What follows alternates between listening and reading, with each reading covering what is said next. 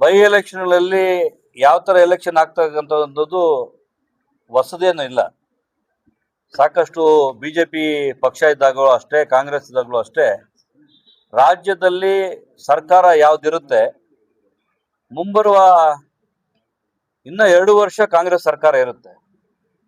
ಜನರಿಗೆ ಏನಂತ ಹೇಳಿದ್ರೆ ಓಟ್ ಹಾಕುವಾಗ BJP ಸರ್ಕಾರ ಇದ್ದ ಕೂಡ ಸರ್ಕಾರ ಇದೆ ಅಂತ ಹೇಳಿದ್ರೆ ಸರ್ಕಾರದಲ್ಲಿ ಕೆಲಸ ಆಗತಕ್ಕಂಥ ನಂಬಿಕೆಗಳ ಮೇಲೆ ಏನ್ ಮಾಡ್ತಾರೆ, ಆಮೇಲೆ ಶಾಮನೂರು ಶಿವಶಂಕರ್ ತೀರ್ಕೊಂಡವಾಗ ಅವರ ಸ್ಥಾನಕ್ಕೆ ಏನು ಕೊಡ್ತಕ್ಕಂಥ ಏನು ಅಭಿಮಾನ ಇರ್ತದೆ, ಸರ್ಕಾರದ ಕಡೆ ಕೆಲಸ ಆಗ್ತಕ್ಕಂಥದ್ದು ಜನರಿಗೆ ಇರ್ತದೆ. ಹಂಗಾಗಿ ಇದು ಹೊಸದಾಗಿ ಸಂಸ್ಕೃತಿ ಬಂದಿರತಕ್ಕಂಥದ್ದಲ್ಲ. BJP ಆಗ್ಲಿ ಕಾಂಗ್ರೆಸ್ ಆಗ್ಲಿ ಸರ್ಕಾರ ಇದ್ರ ಕಡೆ ಬರ್ತಕ್ಕಂಥದ್ದು ಒಂದು ಮಾಡಿರ್ತಕ್ಕಂಥದ್ದು ತಾವು ನೋಡಿದೀರ.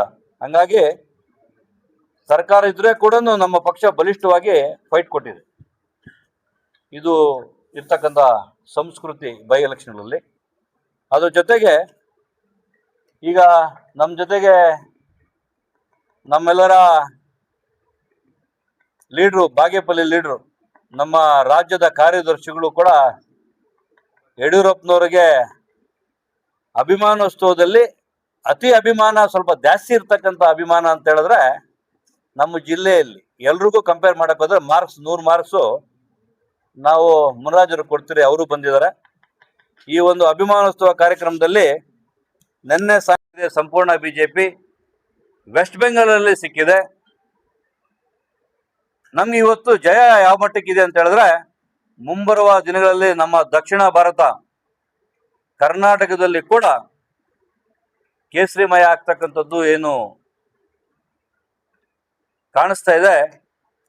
ಈ ಒಂದು ಜೈಬೇರಿನ ಭಾರತ ಉಳಿತಕ್ಕಂಥ ಜೈಬೇರಿ ಅಂತಕ್ಕಂಥ ನಾವು ಒಂದು ಜಿಲ್ಲಾ ವತಿಯಿಂದ ನಾವು ಇವತ್ತು ಮಾಧ್ಯಮ ಮಿತ್ರರ ಜೊತೆಗೆ ಹಂಚ್ಕೊತಾ ಇದ್ವಿ. ಈ ಒಂದು ತುರ್ತಾಗಿ ಕರೆದಿರ್ತಕ್ಕಂಥ ಪತ್ರಿಕಾಗೋಷ್ಠಿ ಒಂದು ವಿಷಯ, ಇದು ನಮ್ಮ ವಿಜಯೋತ್ಸವ ಆದರೆ ಮತ್ತೊಂದು ವಿಷಯ ಕೂಡ ಇದೆ, ವಿಶೇಷವಾದ ವಿಷಯ ಕೂಡ ಇದೆ. BS ಯಡಿಯೂರಪ್ಪನವ್ರಿಗೆ ಸಲ್ಲುತ್ತೆ.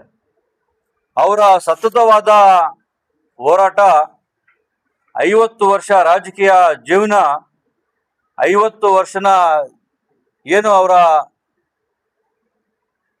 ಜೀವನದಲ್ಲಿ ದಕ್ಷಿಣ ಭಾರತದಲ್ಲಿ ಕೊಟ್ಟಿರ್ತಕ್ಕಂಥ ಕೊಡುಗೆನ ಇಡೀ ರಾಜ್ಯದಲ್ಲಿ ಎಲ್ರೂ ಅವರಿಗೆ ಒಂದು ಅಭಿಮಾನ ಉತ್ಸವ ಮಾಡಬೇಕು ಅಂತೇಳಿ ಇದೇ ತಿಂಗಳು 9ನೇ ತಾರೀಕು ಚಿತ್ರದುರ್ಗದಲ್ಲಿ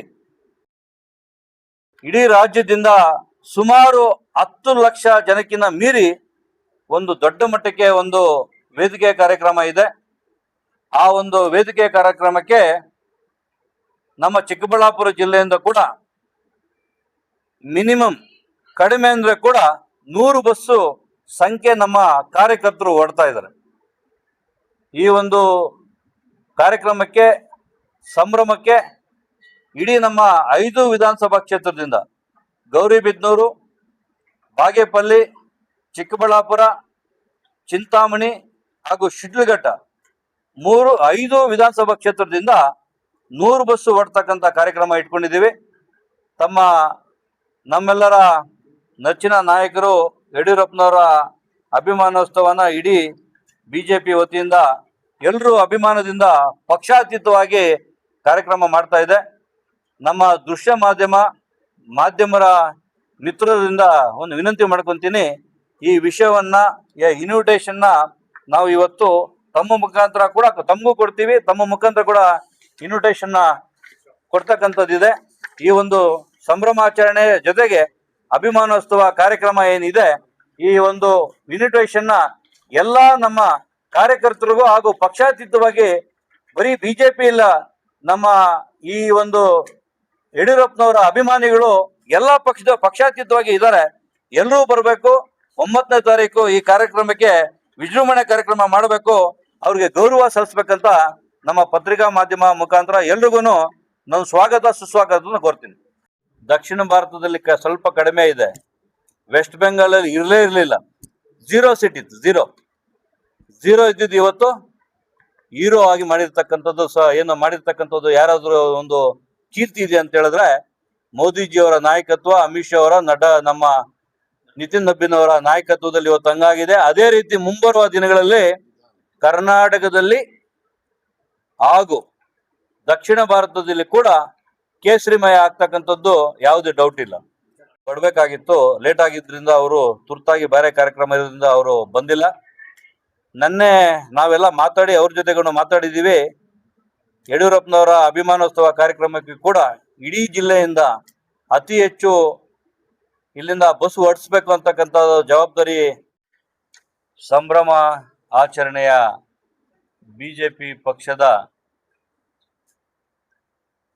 ಕೇಸರಿಮಯ ಮಾಹಿತಿಯನ್ನ ನೀಡಬೇಕು ಅಂದಾಗ ಶಿವಮೊಗ್ಗದ ಶಿಕಾರಿಪುರದಲ್ಲಿ ಅವರು ಏನು ಪ್ರಾರಂಭ ಮಾಡಿದ್ರು ಅವರ ರಾಜಕೀಯ ಜೀವನವನ್ನ, ಶಿವಮೊಗ್ಗ ಜಿಲ್ಲಾದ್ಯಂತ ಭಾರತೀಯ ಜನತಾ ಪಾರ್ಟಿಯನ್ನ ಗಟ್ಟಿಯಾಗಿ ನೆಲೆಯೂರಿ ಹಾಗೆ ಮಾಡಿ 1983ರಲ್ಲಿ ಅವರ ಶಿಕಾರಿಪುರ ವಿಧಾನಸಭಾ ಕ್ಷೇತ್ರದ ಶಾಸಕರಾಗಿ ಸಾರ್ವತ್ರಿಕ ಚುನಾವಣೆಯನ್ನ ಗೆದ್ದು ಶಾಸಕರಾಗಿ ಅಲ್ಲಿಂದ ನಾವು ರಾಜ್ಯದಲ್ಲಿ ಅಧಿಕಾರ ಹಿಡಿಯೋವರೆಗೂ ಯಡಿಯೂರಪ್ಪನವರ ನಿರಂತರ ಶ್ರಮ ಇದೆ. ಈ ಸೈಕಲ್ನಲ್ಲೇ ಜಿಲ್ಲಾದ್ಯಂತ ಓಡಾಡಿರುವಂತದ್ದು, ರಾಜ್ಯಾದ್ಯಂತ ಸೈಕಲ್ ಯಾತ್ರೆಯನ್ನ ಮಾಡಿ ಸುಮಾರು 50 ವರ್ಷಗಳಿಂದ ಸಾರ್ವಜನಿಕ ಜೀವನದಲ್ಲಿ ಇರುವಂತವರು ಮಾನ್ಯ ಯಡಿಯೂರಪ್ಪನವರು.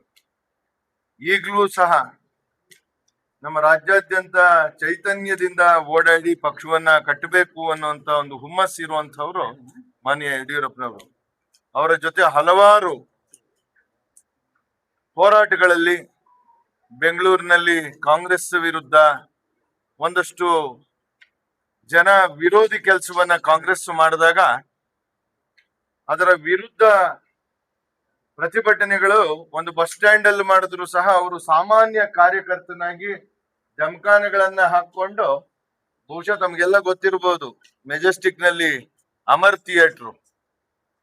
ಥಿಯೇಟರ್ನ ಎದುರುಗೆ ನಾವು ಒಂದು ಶಾಮಿಯಾನ ನಾವೆಲ್ಲ ಪಾಲ್ಗೊಂಡಂತವ್ರು. ಆ ಕಾಲದಲ್ಲಿ ಅವ್ರ ಜೊತೆಗೆ ನಾವಿನ್ನ ಅವಾಗ ವಿದ್ಯಾರ್ಥಿ ದಶೆಯಲ್ಲಿ ಇದ್ದಂಥವ್ರು. ಆ ಹುಮ್ಮಸ್ಸು ಎಲ್ಲ ಇತ್ತು, ಅವರ ಜೊತೆ ಭಾಗವಹಿಸಿದಂಥದ್ದು. ಈ ತರ ನಿರಂತರವಾಗಿ ಅವರು ತಮ್ಮ ರಾಜಕೀಯ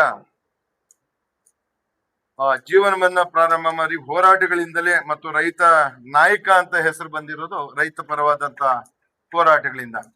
ಜೊತೆಗೆ ಪಕ್ಷ ಅಧಿಕಾರಕ್ಕೆ ಬಂದಾಗ ಭಾಗ್ಯಲಕ್ಷ್ಮಿ ಯೋಜನೆ ಆಗಿರ್ಬೋದು, ವಿದ್ಯಾರ್ಥಿಗಳಿಗೆ ಸೈಕಲ್ ವಿತರಣೆ ಮಾಡುವಂತದ್ದಾಗಿರ್ಬೋದು, ದೇವದಾಸಿಯರಿಗೆ ಮಾಶಾಸನ್ನ ಕೊಡುವಂತದ್ದಾಗಿರ್ಬೋದು, ನೈಸರ್ಗಿಕ ವಿಕೋಪ ಪರಿಹಾರ ನಿಧಿಯನ್ನ ದೇಶದಲ್ಲಿಯೇ ಮೊದಲನೇ ಬಾರಿ ಸುಮಾರು 50,000ದಿಂದ 5 ಲಕ್ಷದವರೆಗೆ ಹಂಚಿಕೆ ಮಾಡಿರುವಂತಹದ್ದು ಆ ಕೀರ್ತಿ ಯಡಿಯೂರಪ್ಪನವರಿಗೆ ಸಲ್ತದೆ. ಕೆರೆಗಳಿಗೆ ನೀರು ತುಂಬುವಂತಹ ಯೋಜನೆ, ಹೀಗೆ ಹಲವಾರು ಯೋಜನೆಗಳನ್ನ ಅವರು ಮುಖ್ಯಮಂತ್ರಿಗಳಾಗಿದ್ದಾಗ ಕೊಟ್ಟಿರುವಂತಹದ್ದು. ಆ ಹಿನ್ನೆಲೆಯಲ್ಲಿ ದಿನಾಂಕ 9/5/2026 ಶನಿವಾರ ಬೆಳಿಗ್ಗೆ 11 ಗಂಟೆಗೆ ಚಿತ್ರದುರ್ಗದಲ್ಲಿ ನಡೀತಾ ಇದೆ. ನಾಡಿನ ಧರ್ಮ, ಸಂಸ್ಕೃತಿ, ಸಮಾಜದ ಈ ತ್ರಿವೇಣಿ ಸಂಗಮದ ಪ್ರತೀಕವಾಗಿರುವ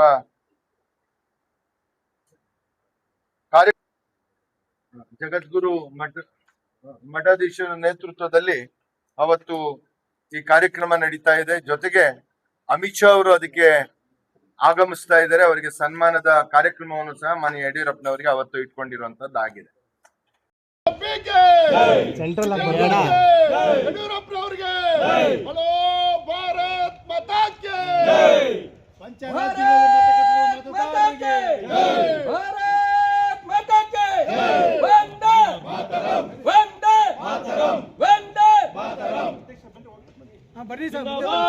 नरेंद्र मोदी जी के अमित शाह जी के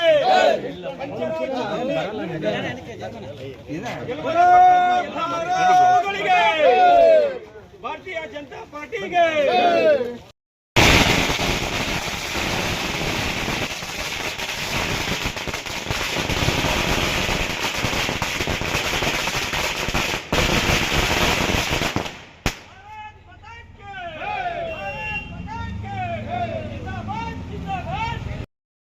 literature. ಓದಿಲ್ಲ ಕಲ್ತು Bharat Mata